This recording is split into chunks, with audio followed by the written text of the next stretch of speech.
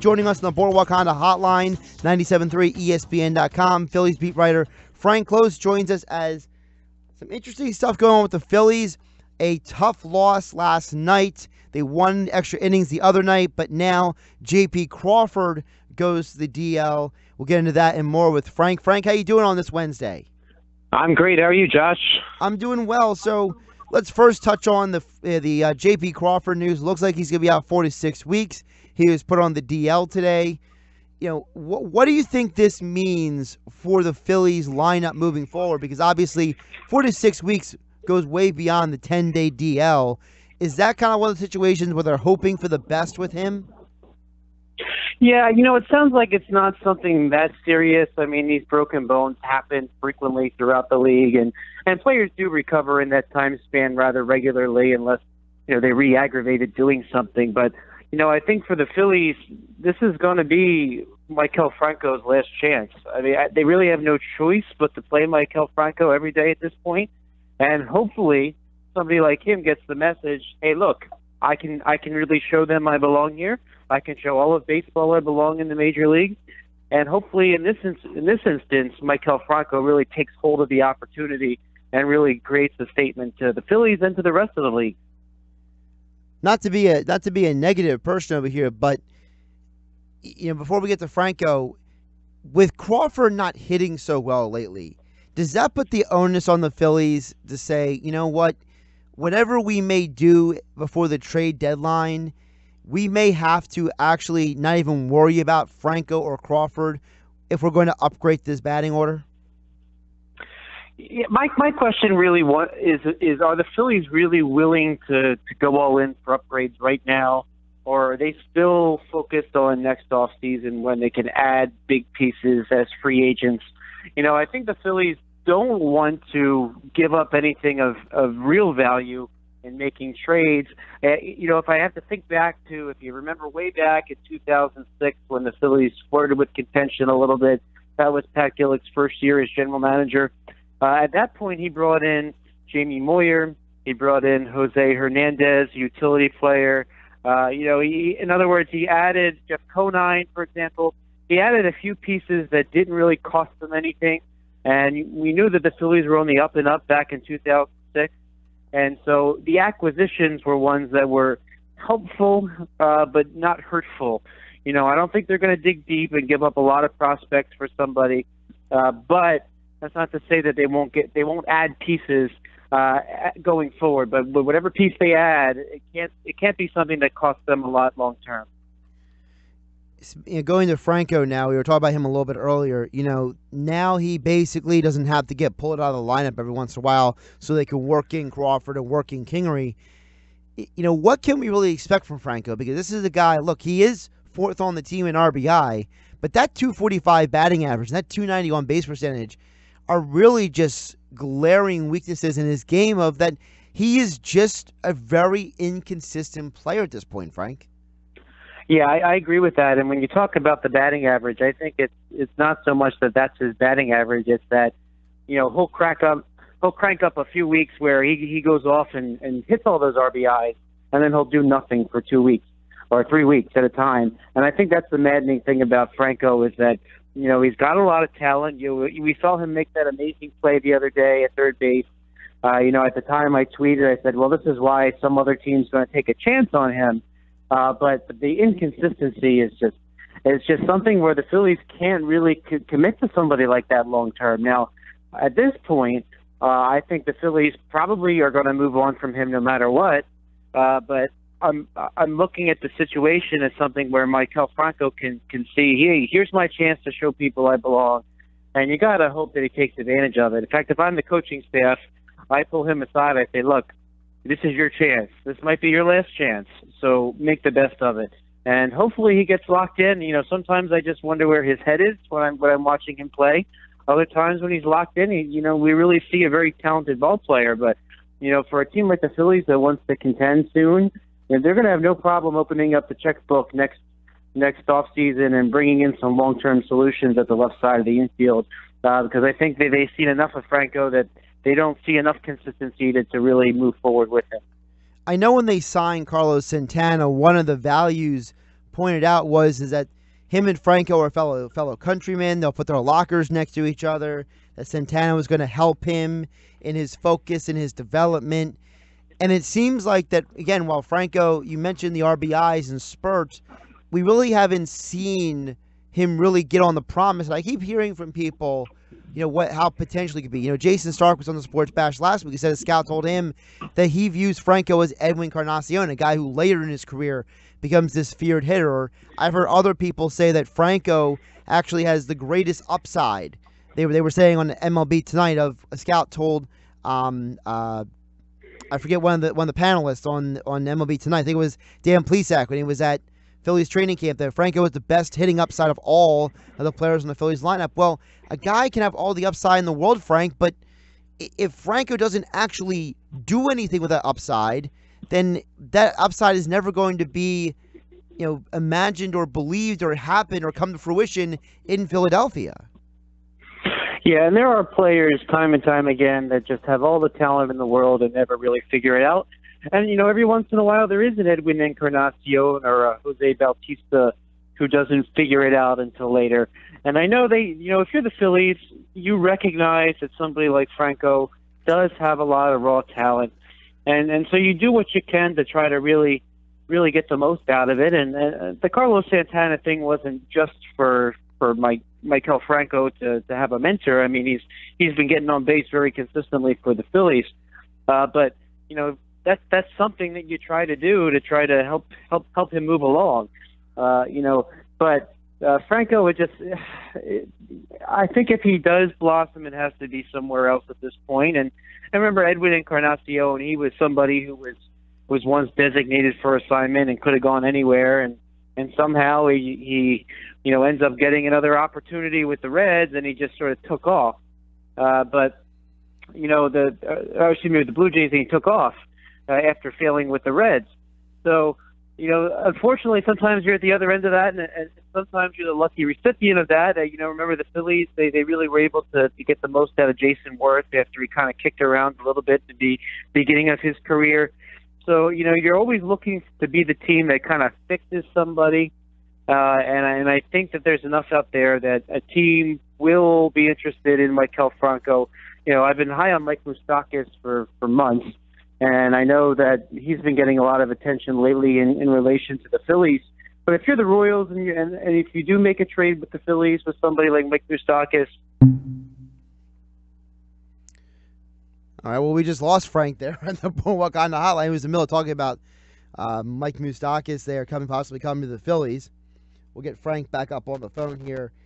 All right, we got Frank Klose back on the Boardwalk on the hotline here on 97.3 ESPN. Josh Hennig filling in for Rich Quinones on Middays with Q, 12:38 on a Wednesday.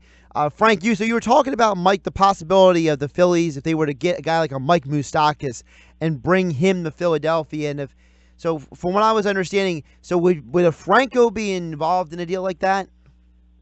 Yeah, I think if you're the Kansas City Royals, you are in a position to take some chances on some of these young players like Edwin Encarnacion and like Jose Bautista once were before they really blossomed kind of both with the Toronto Blue Jays. If you think back to the Phillies, talking about the 2006 Phillies, they took a chance on Jason Worth kind of as one of those same upside kind of guys. So when you're the 2006 Phillies, you're the 2007 Phillies, you have some room to be patient and to try some things with those guys. And the Royals are in a similar situation where they might like to get their hands on somebody like Maikel Franco to see if they can be the team that makes him the next Edwin Encarnacion. So if the Phillies indeed are a match with the Royals on a trade for somebody like Mike Moustakas, it just seems like it would be natural. Not that Franco would be the big piece that gets you Moustakas, but definitely somebody they might want to take back and take a shot at. Speaking of taking a shot at, I was so exasperated the other night when the Nationals acquired Kelvin Herrera for basically a package of players the Phillies basically have at single and double A right now. And it baffles me that this organization brings in Gabe Kapler. The kind of analytics, different type of baseball man that he is. And then you hand him the kind of bullpen that they have. and yet you could have had Kelvin Herrera for basically three underwhelming prospects. I don't understand. Does this front office value the bullpen at all, or are they just not aware of who's available? Like, how can something like that happen? Well, I really was one who thought that Kelvin Herrera would be a really good fit for this Phillies team, and I was personally really shocked how little value the Royals got back in return. I mean, essentially they got a third baseman that profiles to maybe be a backup in the major league, an outfielder who figures to maybe be a backup in the major league, and a pitcher who's still down at Class A and could be anything, really. I mean, he really has just begun his development. So really what the Royals got out of the deal were some bench pieces and a wild card in terms of a pitcher. So I thought the Phillies could have easily matched that, if not beat it. And it sounded like the other teams that were involved in those discussions, the Phillies weren't one of them. But you got to think that they would like to add a veteran arm. I mean, again, they're still kind of in this wait and see kind of year. They probably want to see who they have among the young pitchers. And I mean, if let's say you add somebody like that. I mean, maybe this is what they're thinking. I'm not saying I agree with it, but if you're the Phillies right now and you're thinking, okay, well, we could add Herrera now, or we can give the opportunities to really see if somebody like Odubel Ramos is going to make it long term, or so that we can see if Victor Arano is a long term solution. If we can see that Yaxel Rios is a long term solution, you're maybe in some respects knowing that Pat Neshek maybe someday will ever pitch again. They don't want to close off the opportunities for the young guys in their system that they don't necessarily want to write off just yet. That said, they're at a point now where they need to do something. And one thing I would do if I were this Phillies team was I would start saying, okay, which one of these extra starters that we have can we really make into a formidable bullpen piece? Not in that you're trying to give up on somebody, so to speak, but can you say, hey, Zach Eflin, Enyel De Los Santos is tearing down the AAA roster. We got to get him up here to start. Can you really be a stabilizing force in our bullpen? Or maybe you say that to Vince Velasquez, although, Frank, I was just going to say that, Velasquez, we've been talking about for a couple of years now about the fact that he's kind of been viewed more as potentially a bullpen pitcher than a starter, and with that 4.82 ERA, and from one start to another, you don't know what Vince Velasquez you're going to get. I don't know how much longer he's going to last before an injury hits or he just starts blowing up with runs. Yeah, I really think that they're getting close to the point where they need to make a decision on that, and maybe right now is the time to let him convert. I mean, and I think he aspires to be a starter. I think that the Phillies have at least had to have kicked it around. But remember, 2007, when the Phillies really began their playoff run, Brett Myers jumped out of the starting rotation and went to the bullpen. And if it was not for Brett Myers in that bullpen, they would have been an absolute mess. I mean, that 2007 Phillies bullpen was one of the worst I've ever seen in my life.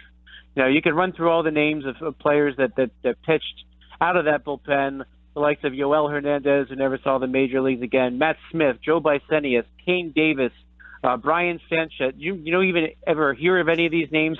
So, the Phillies could do the same kind of thing that they did back then with Velasquez and say, look, we know you want to be a starter, but we're stuck here. We really, really need somebody to go into that bullpen and shut things down. Are you up for the task?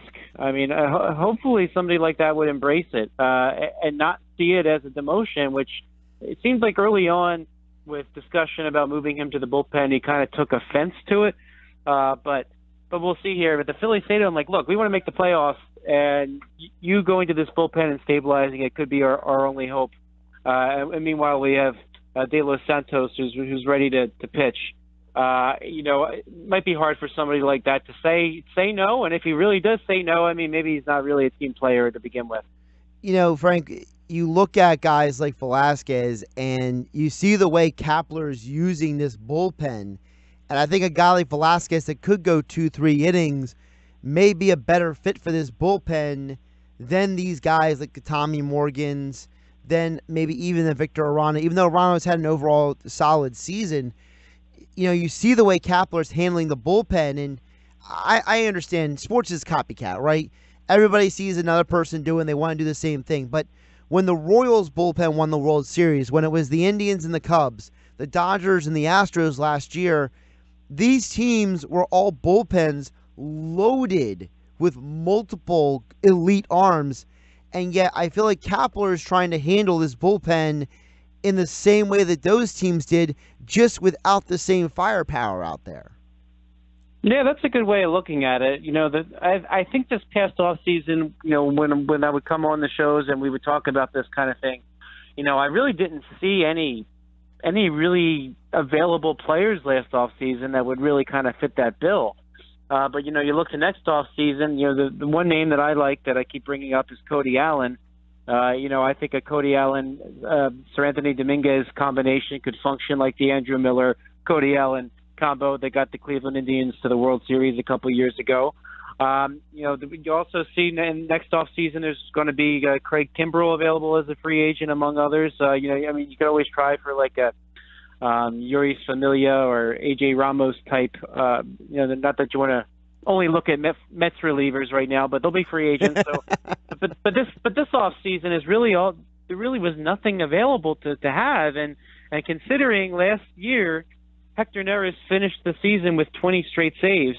I mean, if you're the Phillies in the offseason, you probably thought you had more than what you had this year, right? Right, but let me play the little devil's advocate. If you're an organization building, right, and your solution is to bring back Neshek and bring in Tommy Hunter, that's more of putting a Band-Aid on a wound than actually sewing it up and putting the proper stitching on it, is it not?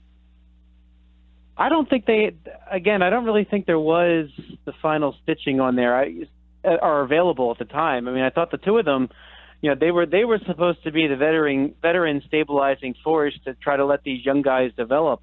Now, Tommy Hunter, let me put it this way, if Tommy Hunter was pitching for the Phillies this year on the contract he pitched for the Tampa Bay Rays last year, which was 1 year and $2 million, he might have been cut by now. But the Phillies have him for next year too, and the way relievers are kind of up and down year to year, you almost have to see Tommy Hunter through in case. I think if this time next year Hunter is not pitching well, he'll be gone. But you really don't have a lot of other options, and even on the free agent market, there really weren't a lot of other options. I would have preferred Addison Reed to Tommy Hunter. Addison Reed was one of the names that was rumored to be with the Phillies around the time they ended up with Tommy Hunter. But other than that, there really wasn't a lot out there. I thought that the Pat Neshek move was good, because if he's on this team right now, how many of these blow-up innings would not have been blow-up innings? Frank, I appreciate your time here on a Wednesday on 97.3 ESPN. One more before I let you go. Odubel Herrera has now hit a home run in 3 straight games, 4 of the last 5. He's heating up again. At 26 years old, I think we forget that Herrera is still a young player. Just because we've only seen Hoskins for barely a year, and we've barely seen King, we forget that Herrera is around their age. So is it something to say that we still haven't seen the best of Odubel Herrera yet? It's really hard to say. I mean, usually someone's reaching their prime, 26, 27, 28. I think the thing with Herrera is, it's not just this year that he's gone through a rough patch like this. I mean, one of the reasons the Phillies were so bad last May, when they went 5-22, was that Herrera just sort of fell off the face of the universe last year too. And if you remember, he got it back together and actually had a nice stretch run. So I think the thing with Herrera is you want to try to avoid him having these slumps in the future best you can. But certainly having him hitting is a tremendous boost, because you remember for a while it was Herrera was struggling, Hoskins was struggling. You still have some young guys trying to find their footing like Kingery. So they really need him to be all that he can be on this Phillies team. And yes, you're right. There still are some good days to come, but we got to see him getting over this type of annual slump that he has in order to really say he's, quote unquote, hit his prime.